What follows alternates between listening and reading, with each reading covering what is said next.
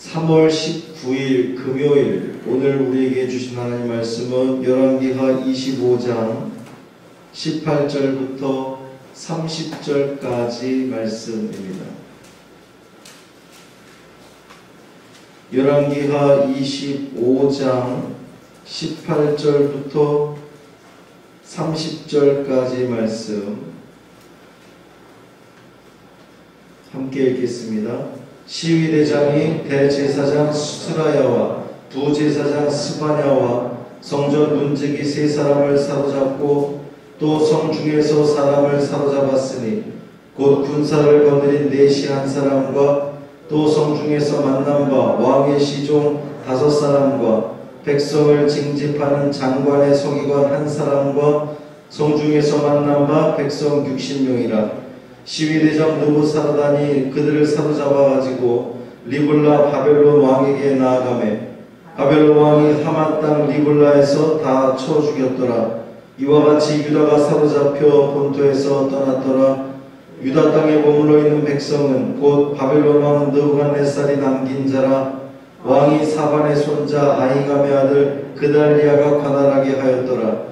모든 군대 지휘관과 그를 따르는 자가 바벨론 왕이 그달리아를 지도자로 삼았다 함을 듣고 이에 느다니아의 아들 이스마엘과 가레아의 아들 요하난과 느도바 사람 다누메스의 아들 스라야와 마아가 사람의 아들 야하사니아와 그를 따르는 사람이 모두 미스바로 가서 그달리아에게 나아가며 그달리아가 그들과 그를 따르는 군사들에게 맹세하여 이르되 너희는 갈대아인을 섬기기를 두려워하지 말고 이 땅에서 살며 바벨론 왕을 섬기라. 그리하면 너희가 평안하리라 하니라. 7월에 왕족 엘리사마의 손자 느다니아의 아들 이스마엘이 부하 10명을 거느리고 와서 그달리아를 쳐서 죽이고 또 그와 함께 미스바에 있는 유다 사람과 갈대아 사람을 죽인지라.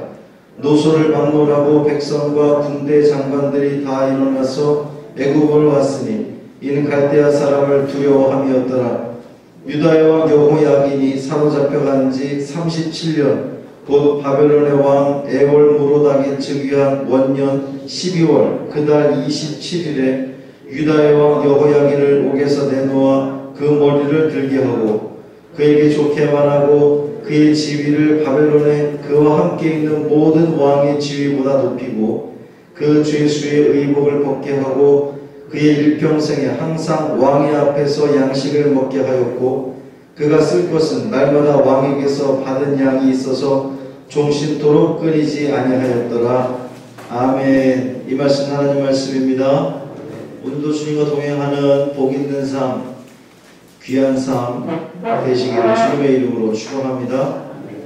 사순절 27일째입니다. 오늘 사순절 탄속 음식이 집에서 로맨틱한 저녁 식사하기, 아주 제목을 그럴듯하게 잡았는데 전기 오늘 저녁에 쓰지 말고 촛불 켜놓고 식사하세요, 이런 의미입니다. 촛불을 켜놓고 식사하려면 아무래도 좀 소박해야 되겠죠. 잘 안 보이고 그럴 테니까. 그래서 전기를 좀 덜 쓰세요, 에너지 덜 쓰세요, 이런 의미입니다. 오늘 저녁 8시 50분에 금요 기도회가 라이브로 생중계됩니다. 오늘은 제가 오랜만에 예배인도를 전부 다 하게 됩니다. 많이들 참석하시고 또 접속하셔서 은혜 받으시기를 바랍니다. 열왕기하의 마지막 시간입니다. 유다가 바벨론에 완전히 망하는 유다 역사의 끝이 오늘 본문입니다. 시위대장 느부사라단이라고 이름이 나오는데 시위대장이 대제사장 스라야, 부제사장, 성전 문지기 다 이 성전에서 관여하는, 성전 문지기가 제가 전에도 말씀을 드렸지만 그냥 단순히 문지기는 어떤 직급이 낮은 그런 사람이 아니라 성전 내에서는 거의 서열 3위 정도에 해당하는 아주 높은 자리에 있는 사람이에요. 그러니까 성전에서 이렇게 큰 제사장, 부제사장, 성전 문직이 아주 중요한 역할을 맡았던 사람들, 또 군사를 거느린 내시, 군사를 거느렸다. 그러니까 국방부 장관과 같은 그런 그 역할이라고 보면 됩니다. 또 성중에서 만난 왕의 시종 5사람,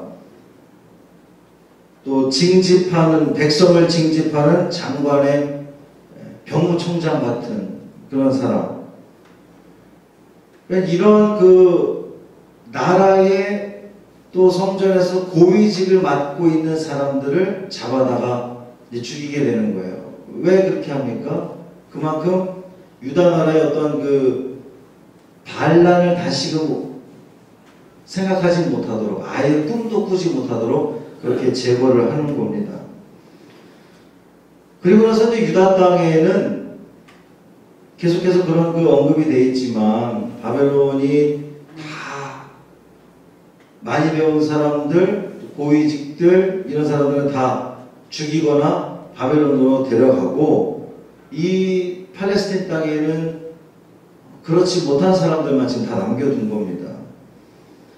그 느부갓네살 왕이 남긴 사람 중에 사반의 손자 아히감의 아들 그달리아를 통해서 이 유다 땅을 관할하게 했다 그랬어요. 그러니까 유다의 왕으로 세운 게 아니라, 그달리아는 왕족이 아닙니다. 하나님께서 다윗에게 약속하시기를 북이스라엘은 계속해서 왕조가 바뀌면서 그 멸망했는데, 유다만큼은 다윗의 후손들이 계속 그 왕위를 이어갔단 말이에요. 그달리아가 왕으로 세워진 것이 아니라 그냥 유다 땅의 총독 정도로 세워진 겁니다. 그리고 이 그달리아라고 하는 사람은 친바벨론 정책을 지지하는 그러한 사람이었어요. 그러니까 예레미야가, 제가 어제 계속 말씀드렸지만, 예레미야가 이 유다의 마지막 왕 시드기야에게 바벨론에 순복하시오, 대적하지 마시오, 그것이 하나님의 뜻입니다. 근데 그렇게 하지 않고 유다 손잡았다가 결국 다 끝나버리는 거잖아요. 근데 이 그달리아는 예레미야를 구해줬던 사람이에요. 모든 군대 지휘관과 그를 따르는 자가 바벨론 왕이 그달리아를 지도자로 삼았다함을 듣고 미스바로 가서 그에게 만납니다. 그러니까 원래 유다의 수도가 어디예요? 행정적인 수도가 예루살렘이잖아요. 근데 예루살렘 성이 완전히 다 파괴되고 망해버려서 이제 미스바에서 임시 정부를 거기다가 차린 거나 마찬가지인 거죠. 그달리아가 그렇게 유다의 총독으로 삼아졌는데, 그달리아가 자기에게 나온 사람들에게 말하기를 갈대아인 섬기기를 두려워하지 마라. 갈대아인이 바벨론 사람들을 말하는데, 바벨론 사람들을 섬기는 것을 두려워하지 마라. 그들을 섬기면 이 땅에서 평안할 것이다. 사실 그것은 하나님께서 예레미야 선지자를 통해서 말씀하셨던 바인데, 왕족 이스마엘이 부하 10명 거느리고 와서 그달리아를 쳐서 죽이게 됩니다. 마지막까지도 하나님의 뜻을 또 거스르는 그러한 그 모습을 보이고 있어요. 그러니까 갈대아 사람들이 다 두려워서 애굽으로 도망갔다는 거예요. 이제 바벨론 왕이 세운 그달리아를 죽였으니 얼마나 또 바벨론 왕이 와서 이것을 정리하겠습니까? 그러니까 다 도망갔다는 거죠. 마지막 27절부터 30절까지가 여호야긴, 그러니까 바벨론의 포로로 잡혀갔다가 37년 동안 포로로 잡혀갔던 이 유다의 왕이었던 여호야긴이 석방되는 그러한 내용입니다. 그래서 왕이 그의 지위를 높여주고 또 좋은 의복을 주고 좋은 것을 먹였다. 이게 지금 열왕기하의 마지막을 이렇게 장식을 하고 있어요. 우리가 생각할 때는 좀 약간 의외입니다. 지금 유다 다 망했어요. 마지막 왕까지, 시드기야 왕까지 다 끝났고, 그리고 다 바벨론에 어지간한 사람들은 다 잡혀갔고, 그냥 이 남유다 땅은 다 황폐화된 거나 마찬가지입니다. 포도농사 짓는 사람들 몇 사람들 정도 남겨놓고, 못 배운 사람들 그냥 남겨놓고, 다 지금 그런 상황인데, 왜 열왕기하 마지막, 유다의 마지막을 여호야긴이 석방되는 것으로 그렸을까? 희망이 있다는 거예요. 하나님께서는 다 멸하신 것이 아니라 마지막 그 희망, 여호야긴의 석방을 통해서 상징적으로 보여주는 겁니다. 하나님은 완전히 그들을 버리지 않으셨음을 지금 보여주는 거예요.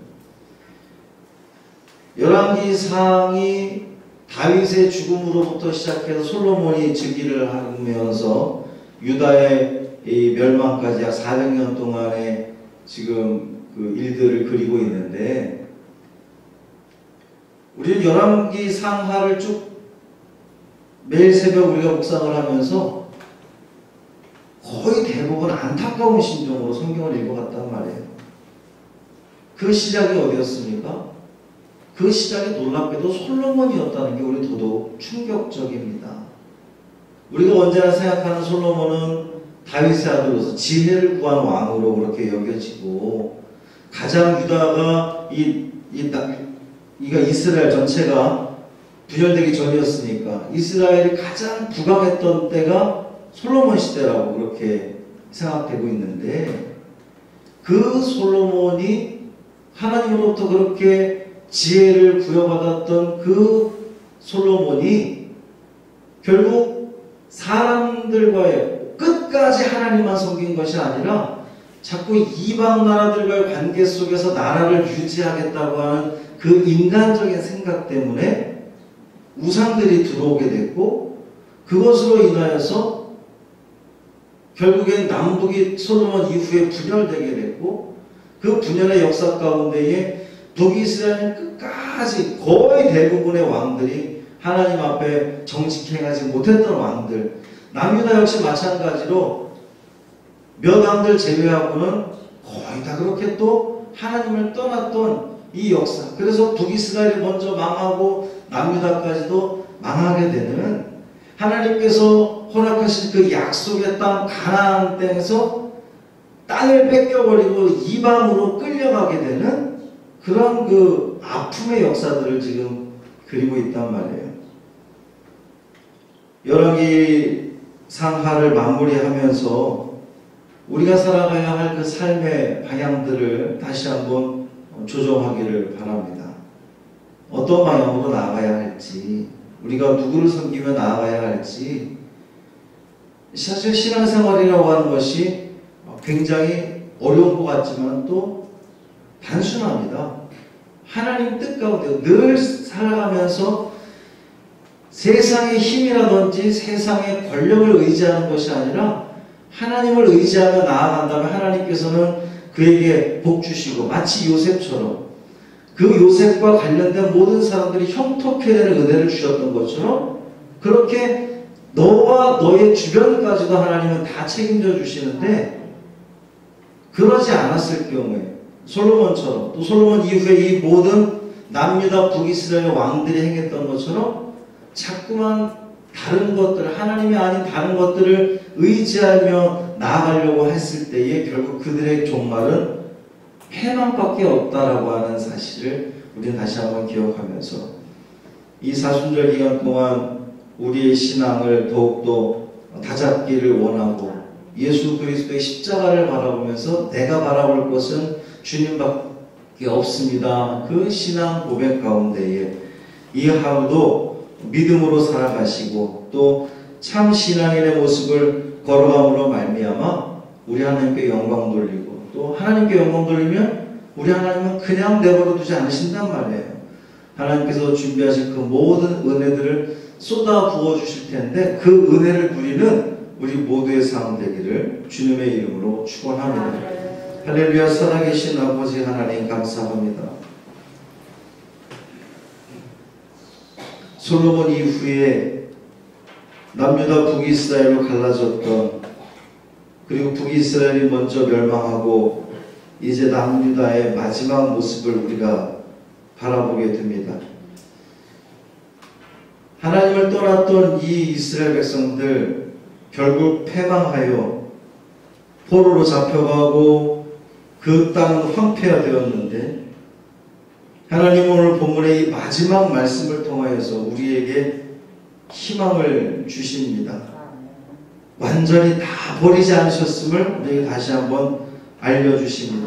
돌아오라고 우리에게 외치시는 그 하나님의 음성 듣게 하여 주옵시고, 주님께 돌아가게 하여 주옵시고, 하나님 안에 거하는 우리가 되게 하여 주옵시고, 예수 그리스도의 십자가를 바라보며 은혜로 살아가고 있사오니 그 은혜에 보답하는 삶 성실하게 살아가겠습니다 고백하며 나아가는 우리 모든 성도들 되게 하여 주옵소서. 저녁에 금요기도회로 모일 때 우리 모든 성도들 주님 앞에 나아가게 하여 주옵시고, 우리의 기도 제목을 놓고 간절히 함께 기도함으로 또 응답받는 귀한 은혜의 시간 되게 하여 주옵소서.